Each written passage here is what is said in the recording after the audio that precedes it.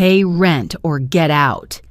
He shouted, the antiseptic sting still clinging to my skin. I whispered. I said no. The slap came fast.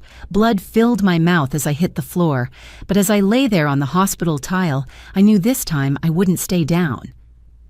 Part 1. It started 3 months ago in the middle of a gray March when the skies hung low and every breath felt like borrowed time. I had just lost half my hours at the clinic. Not because I did anything wrong, but because the budget committee said the numbers didn't justify keeping full-time nurses in a low-income district. Translation cut costs, cut care, and cut people like me. I was 28, a single mother, exhausted, behind on rent again. And my daughter, Danny, only 6 years old, had just been prescribed a new inhaler after 2 ER visits in 1 month. I stood in line at the pharmacy that day with $42 in my checking account and listened as the clerk told me kindly but firmly that the copay was $73. That night, I sat on the floor of our tiny one-bedroom apartment back against the fridge while Danny colored beside me. Her little hands moved the crayon in circles, oblivious to the storm gathering above her head. I looked around at the peeling paint, the leaky faucet, the letter taped to the door saying, "Payment overdue," and I broke. Pride doesn't keep children warm. I made the call. My father picked up after the 3rd ring. "Back already," he said. No hello, no softness, just that knowing tone like he'd always expected I'd fail. It would only be temporary, I promised. He agreed, but I should have known better. From the moment we stepped through the door of his 2-story house on East Oak Street, I felt the weight shift. The creak of the floorboard under my foot sounded like a warning. The air smelled like stale coffee and disapproval. He showed us the spare room, a cramped space with a water-stained ceiling, peeling wallpaper, and a bed frame that groaned when I sat down. "You can make yourselves at home," he said with a grin that didn't reach his eyes. "Just don't forget this isn't a charity." I smiled back, but something in me twisted, because nothing with my father ever came free. Not love, not shelter, not even silence. At first it was small things, groceries, gas, replacing the Wi-Fi router because the old one didn't reach the spare room. He'd make little comments. "You're the one using it most after all." I paid without complaint, even when it meant putting off my own dental checkup again. Then Eric came into the picture. My younger brother, 26, still living at home. Still unemployed. Still the golden boy. I'd come home from double shifts to find him sprawled across the couch, gaming headset glued to his ears, while Dad cheerfully told me that Eric was just going through things. Apparently depression meant he couldn't apply for jobs but had no trouble ordering Uber Eats with my card. They never asked. They just expected. Dad would say in that same grave tone from my childhood family, helps family. What he really meant was, "You owe us. We owe you nothing." Danny noticed fast. Children always do. She stopped humming on the way home from school, started holding Bunny, her beloved stuffed rabbit, closer. One night while brushing our teeth, she whispered, "Is Grandpa mad at me too?" I couldn't answer. That night, I sobbed into my pillow, biting it so she wouldn't hear. Then came the crypto disaster. Eric signed up for a mentorship. $900. He couldn't pay, of course. Dad cornered me in the kitchen one morning, holding the bill like it was my moral duty. "Don't act like you can't afford it," he barked. "You're working double shifts." I kept my voice low. "I'm saving for Danny's new inhalers." His face hardened. "What's more important, her lungs or your brother's future?" It was in that moment with the refrigerator humming behind me and the light flickering above that I realized how deep the rot ran, how long I'd been clinging to scraps. But I still stayed. I stayed because I was scared, because there was nowhere else to go, and because somewhere deep down I still hoped they might change. I was wrong. They said I was lucky.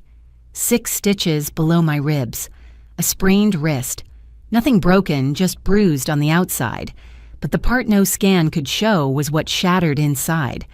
I lay there on the stiff hospital mattress gown, askew, the antiseptic still stinging where they'd wiped blood away. My mouth tasted metallic. Every inhale sent a spike of pain shooting through my ribs, but that was nothing compared to the moment he walked in. Dad didn't knock. He didn't bring flowers or ask how Danny was doing. No softness, just his voice hard and sharp, cutting through the beeping monitors. Pay rent or get out. I blinked, disoriented. What I said, pay rent or get out. His voice rose louder, angrier, and when I didn't answer fast enough, when I just stared at him in disbelief, he raised his hand. The slap echoed. My head jerked sideways. Pain exploded across my cheek. I slid off the bed, crumpling against the tile floor. The IV pulled taut, the monitor flatlined briefly until a nurse ran in minutes later. But by then, he was gone. Just gone. I didn't tell the nurse what happened, just winced and lied, said I slipped. What was I supposed to say, that my father assaulted me while I was hooked up to a machine? They discharged me the next morning. The nurse gave me a bottle of generic painkillers and a sheet of paper that said, rest at least 5 to 7 days. But how do you rest in a house that feels like a war zone? When I walked back through the front door, the kitchen smelled like burnt toast. Dad sat at the table, flipping through mail like nothing had happened. He didn't look up. You transfer the utilities yet? He asked, sipping his coffee. My jaw still ached. The gauze wrapped around my ribs itched beneath my shirt. He didn't mention the hospital, didn't acknowledge the bruise, just pointed to the thermostat and said, your room uses the most heat, and that kid of yours leaves the lights on all the time. I swallowed the lump in my throat and nodded. That night, I sat on the edge of Danny's bed.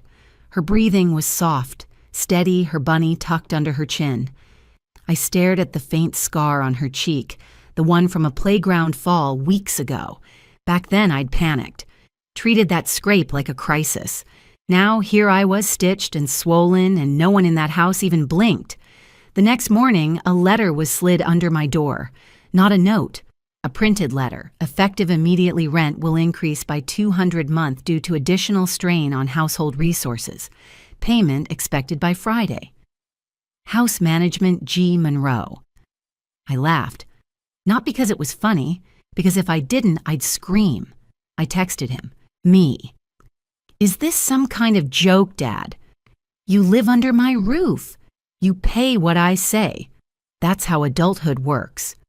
2 days later, Eric knocked on my door without looking me in the eye. Hey, Dad said you'd help cover my car insurance this month. I stared at him. Your car hasn't moved in a month. He shrugged. Still gotta keep it running. It was like I wasn't even a person anymore. Just a wallet, just a tool. Even Danny noticed. Mommy, she whispered one night while brushing her teeth. Why does Grandpa only talk nice when you give him money? I didn't answer. I couldn't. My throat was too tight. But something shifted inside me. Something snapped. The next day, Megan showed up at the house, my best friend from nursing school. She brought groceries and a soft blue blanket. She'd been calling me for weeks I hadn't picked up. But as soon as I saw her face, I broke. Tears spilled. My voice cracked. The words poured out like a dam finally giving way. I told her everything, the slap, the letter, Eric, the way Dad treated Danny like a burden. She listened, didn't interrupt once. Then she said something that stopped my breath. Jessa, you know your mom left you something, right? I blinked. What, she gave it to me before she passed. Told me to hold on to it until you really needed it. Megan reached into her purse, pulled out a small brass key. There was a tiny M engraved near the base. She told me to give this to you when things got too much. I stared at it, my fingers trembling. The metal was cool against my palm. My voice shook. What is this? She didn't say. Just that it was important. And that it was yours. That night, I sat up in bed with Danny asleep beside me. I held the key in my hand like it might whisper the next step. I hadn't thought of that house in years. The little craftsman on Ash and Hamilton, the one my mom lived in after the divorce. She passed 3 years ago. Ovarian cancer. Quick. Quiet. Unfair. I hadn't gone back after the funeral. Now I had a key to something she never even told me existed. And suddenly, I wasn't scared. Not of him, not of Eric, because I wasn't alone. I had Danny. I had Megan. And maybe I still had something of my mother's love waiting to be claimed. I left early the next morning. The sky was still soft with dawn haze, and Danny was already humming in the back seat, oblivious to the shift happening around her. I dropped her at school, kissed her forehead, and said, "We'll have a surprise later." She giggled. "Is it chocolate?" I smiled, but I didn't answer. Then I drove. The house on Ash and Hamilton hadn't changed much. Same lopsided porch, same lavender bushes lining the walk. The wind chimes still hung by the door, singing the exact tune they did when I was 10, sitting on that porch waiting for Mom to come home from her evening shift. The key fit easily like it had been waiting. Inside it smelled like old books and lemon oil. The air was thick with memories, some good, most aching. Her rocking chair sat in the corner unmoved. A half-finished quilt was draped across its arm thread, still looped in the needle, like she meant to come back. A calendar hung on the fridge from 3 years ago. August, the month she died. I walked slowly, almost afraid to disturb anything. My fingers trailed across surfaces like I was asking permission. Nothing looked secret. Not until I reached her bedroom. Her closet held the same stack of boxes and storage bins I remembered from childhood, but behind them, tucked against the wall, was the old filing cabinet. Black, dusty, always locked, always off limits. I knelt in front of it, the key trembling between my fingers. Click. The drawer slid open with a groan. Folders, neatly stacked, labeled in her handwriting, Property East Oak Trust Account, Letters to J Medical Final Instructions. My hand hovered over them until I pulled the folder labeled Trust Account. Inside were 3 things: a notarized letter naming me the sole beneficiary of her father's estate, a deed to the house we were living in, Dad's house, a handwritten note folded carefully, soft from age. I opened it. If you're reading this, it means you've endured more than I ever wanted for you. I couldn't protect you from him, but I could leave something behind. They will take until you are empty. This house is yours now. Use it. Protect Danny, and never let guilt be the leash that binds you. Love always, Mom. I collapsed onto the floor. The house wasn't his, it was mine. All this time he'd ruled it like a tyrant, as if he owned it, as if I owed him for the roof over my head. But my mother had left it in my name, quietly, intentionally, because she knew he'd do exactly this. I stayed in that room for over an hour, just sitting, breathing, letting the truth seep into every cracked place in my chest. I didn't go back to the house that night. I called Megan. She picked up on the first ring. "Bring Danny," she said simply. Her guest room smelled like cinnamon and safety. Danny squealed when she saw her godmother and immediately ran to find the fuzzy slippers she always wore there. For the first time in months, I slept through the night without waking in a panic. In the morning, I made coffee and sat at Megan's table while she folded laundry. "I'm filing the paperwork," I said. She looked up. "You sure?" I nodded. "No more surviving. I'm taking it back." I returned to the house that afternoon with Danny in tow. Dad was in the kitchen scribbling something onto a napkin, his version of budgeting, where somehow I always owed more than I had. Eric was in the living room, still gaming bowl of cereal balanced on his stomach. Neither looked up. "Where were you?" Dad asked without turning. "With Danny," I said, "at Megan's. You don't just walk out of someone else's house like that," he muttered. I smiled quietly. If only he knew. That week, I started gathering everything, every utility bill in my name, every rent payment, every Venmo transfer to Eric. I saved screenshots, emails, printed bank records. I bought an external hard drive and labeled it Documentation, Monroe House. Every night after Danny fell asleep, I worked on that folder like it was my full-time job. Megan helped me submit a title search through the county clerk's office. We got official confirmation 2 days later I was the sole title holder. No mortgage, no co-signer, just me. My mother had sealed it that way intentionally through a trust left by my grandfather tied to her death. Dad had no legal right to the house, not a sliver. The irony made me laugh until I cried. He'd been charging me rent on my own property, calling me a burden, demanding more, slapping me across the face in a hospital bed, and all along, he was the trespasser. Still, I said nothing, because now I wasn't surviving, I was preparing. Then came the final crack. It was a Tuesday night. I came home after a short shift. My ribs still ached, but the bruises had begun to fade. Danny was in her room curled up with Bunny staring at the ceiling. She looked up as I entered. Grandpa said if I keep leaving lights on, we might not have a place to stay. The words hit me harder than any slap. I sat beside her, brushing her curls back gently. "This is our home, baby," I whispered, "and no one, not even Grandpa, can take that away." She didn't nod. She just leaned into me, quiet and small. That night, I opened my laptop. I recorded a video. I looked straight into the camera. No makeup, no filters, just my face still healing, and I spoke. I talked about the slap, the emotional abuse, the rent demands, the quiet manipulation. I inserted clips I'd saved Eric bragging on his live stream about how Sis covers everything. Dad pacing the kitchen, shouting at me over bills. I named the file "For Danny," just in case. I didn't know if I'd need it, but for the first time in my life, I was ready. I didn't strike with rage. I moved with silence, and that silence was power. The morning after I recorded the video, I sat on the porch before sunrise. The air was damp. A breeze carried the scent of damp pine and exhaust from the street. Danny was still asleep inside, curled beneath her blanket, her small fingers clutching Bunny like a shield. I held the manila folder in my lap, deed trust papers, title report, notarized copy of my mother's letter. Every line of ink a lifeline, every paragraph a rope pulling me out of the pit I'd lived in for far too long. At 10:42 a.m., I sat in a lawyer's office. Same man who'd helped with my mother's estate.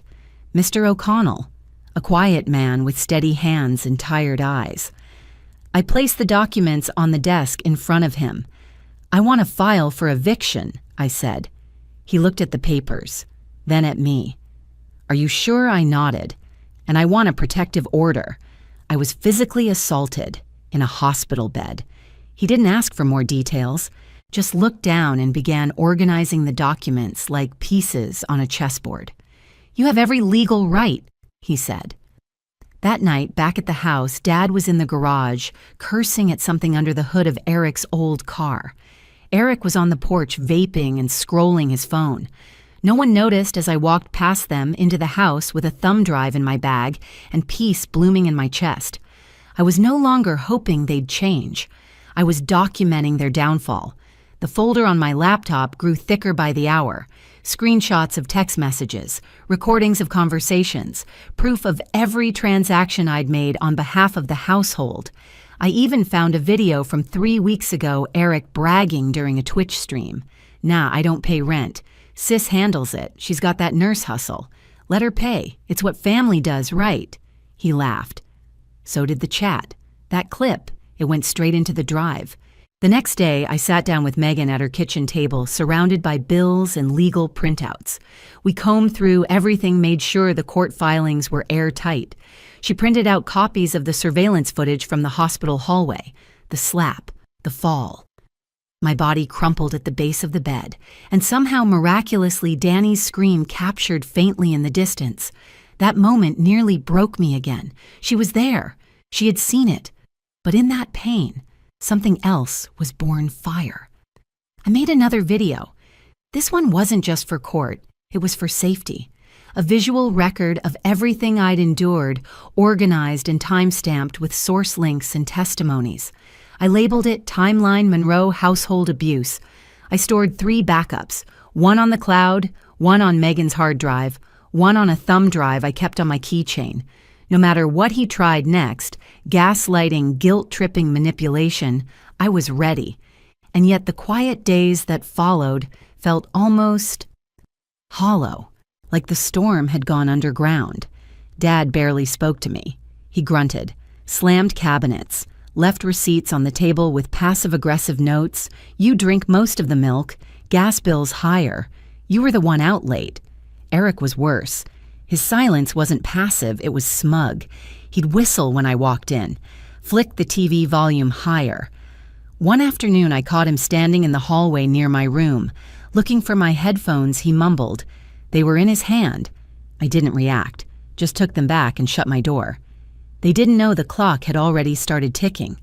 The eviction was scheduled for the following Friday, 10 days from when I filed, 30 days by law.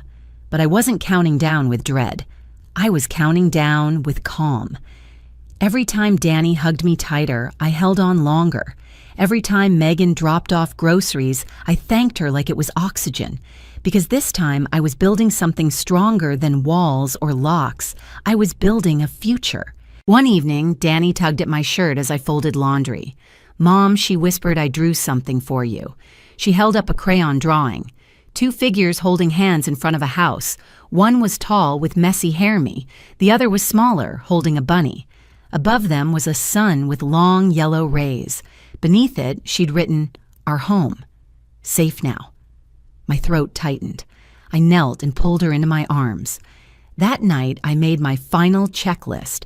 Verified deed ownership, confirmed eviction timeline with the county-documented digital evidence, copied video logs to secure cloud-set auto payment for rental deposit just in case. Because while I owned the house, I didn't want to keep it. Too many ghosts, too many bruises beneath the wallpaper. But I would claim what was mine first. I would make them look me in the eye and understand what they'd lost, and only then would I let it go. The game started exactly 3 days after I filed the eviction. They didn't know yet, at least not officially, but they felt it. People like my father don't sense change through logic. They sense it through loss of control. It began with a question casual and sharp. "You seem busy lately," Dad said as I passed through the kitchen. He didn't look up from his coffee, but his fingers drummed harder than usual on the ceramic mug. "I've been organizing," I replied evenly. Eric peeked around the fridge door. "You working less or something?" I didn't answer. That night, I found the thermostat set to 80, every single light in the house on, the washer running empty, and in the living room, Eric asleep on the couch, with the front door wide open. They wanted chaos. I gave them calm. The next morning, a folded sheet of paper was taped to my bedroom door. It read, "Utilities this month were excessive. If you can't cover your share, maybe consider downsizing. You're not the only one with expenses. House management." I took a photo of it and added it to the folder. When I got home from my shift that night, Dad was waiting in the living room. Eric leaned against the wall, arms crossed. "You need to stop whatever you're doing," Dad said without preamble. "You think we don't see it, Megan coming around more? That lawyer calling last week, acting like this is your house." My face stayed neutral. "It is," I said softly. He laughed. "You think a few scribbles on paper make you some kind of queen." He stood looming. "This is my house. I've paid every bill in it since the day your mother left. I've poured my life into it. You've done nothing but use and betray." Eric added, "Yeah, real nice example for your kid, tossing out her own family." My hand didn't even shake. Family doesn't hit their daughter in a hospital bed. The room fell silent. Dad's face twitched. "Don't twist things. That was discipline. You were being disrespectful. You split my lip while I was hooked to a monitor. I kept a roof over your head," he shouted. "And charged me rent," I said, "on a house I own." The silence snapped like a twig. He didn't deny it. Instead, he changed tactics. "Don't you care what people will say that you threw out your sick father sick?" It didn't take long to see where he was headed. 2 days later, I returned home to find Val, our elderly neighbor from across the street, waiting on the sidewalk. She looked uncomfortable, wringing her hands. "I heard you're evicting your father," she said without greeting. I blinked. "He told me he's been diagnosed with COPD, said he asked for help driving to his appointments, and you refused." I stood there stunned. That evening, I found Dad dramatically wheezing in the living room. an untouched bottle of expired cough medicine next to him.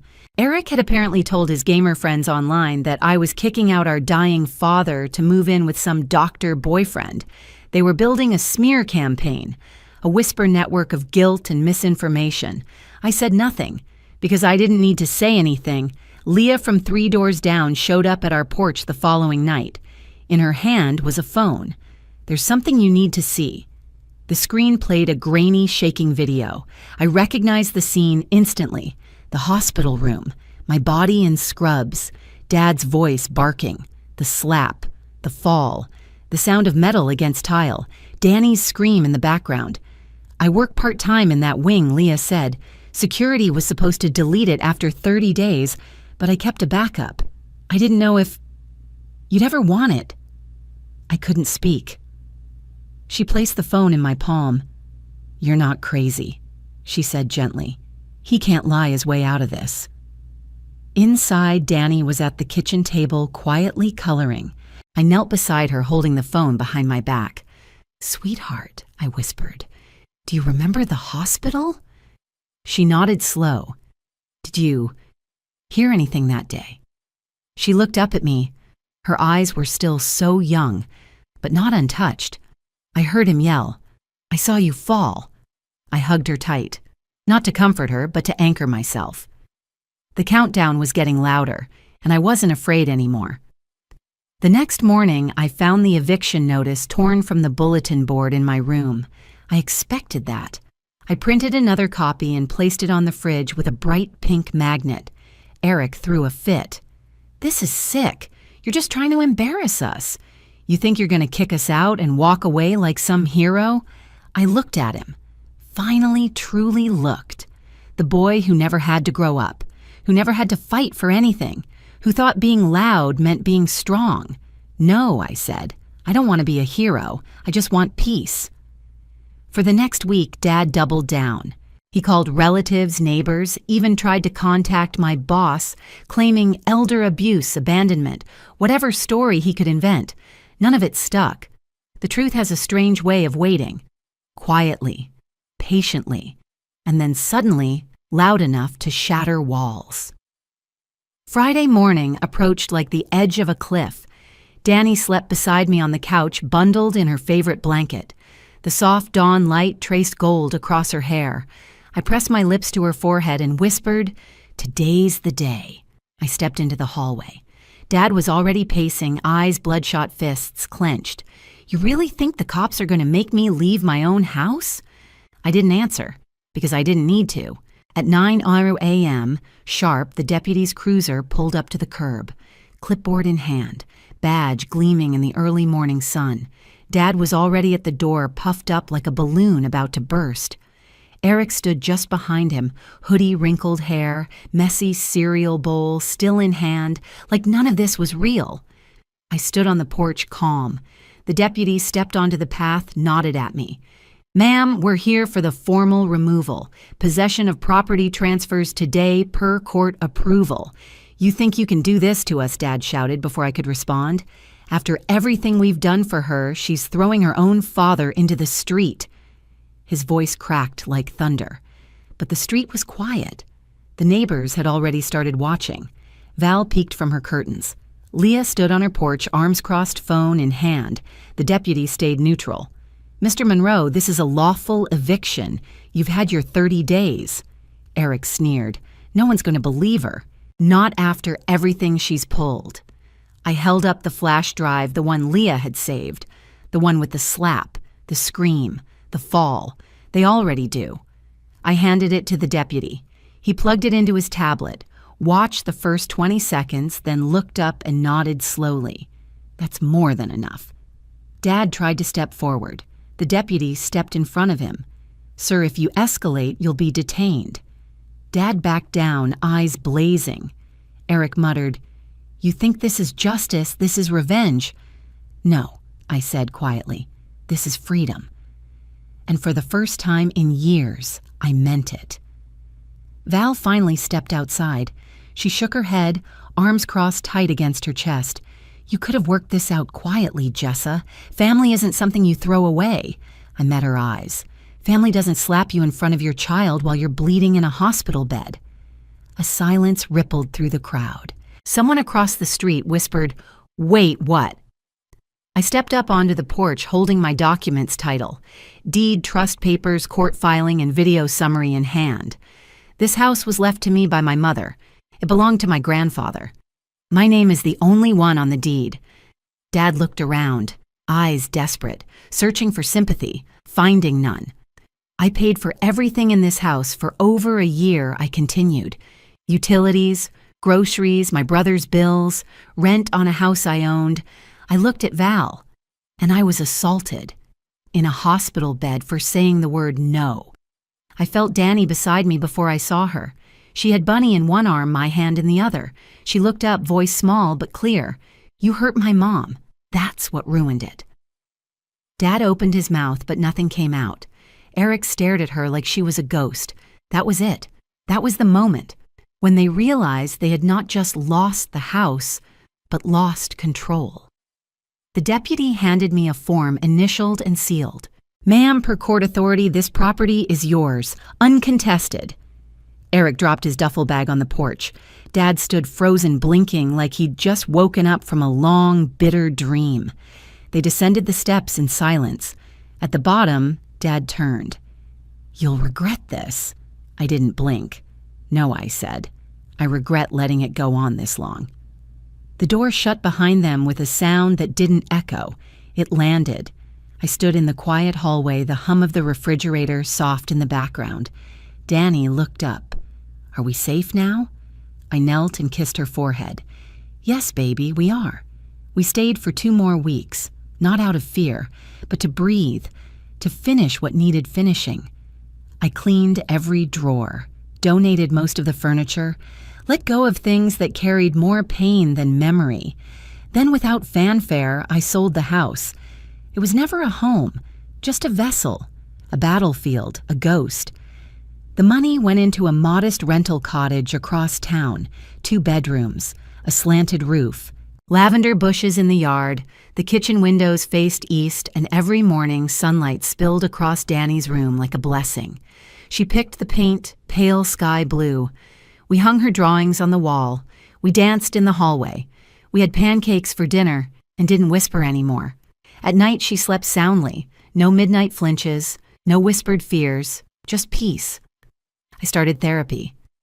Megan watched Danny during my sessions. For the first time, I said the words I had only ever whispered. He made me feel like love had to be earned, like survival meant silence, like my voice was a problem. The therapist asked what changed. I said, "My daughter asked if we were safe," and I couldn't lie anymore. Megan still came by with coffee and pie.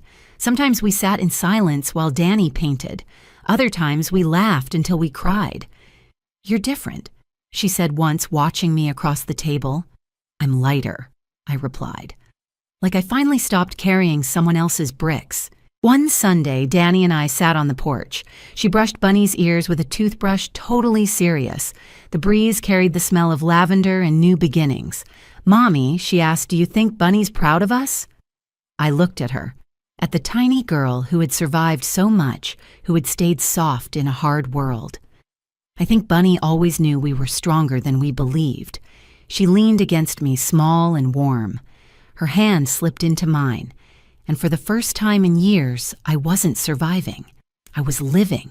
Have you ever been told you owe us by the people who were supposed to love you unconditionally? If you've ever broken free from that kind of control, your story matters. Drop it in the comments below. And if this story hit home, don't forget to like, subscribe, and stay with us for more powerful stories of quiet strength, bold freedom, and unexpected redemption.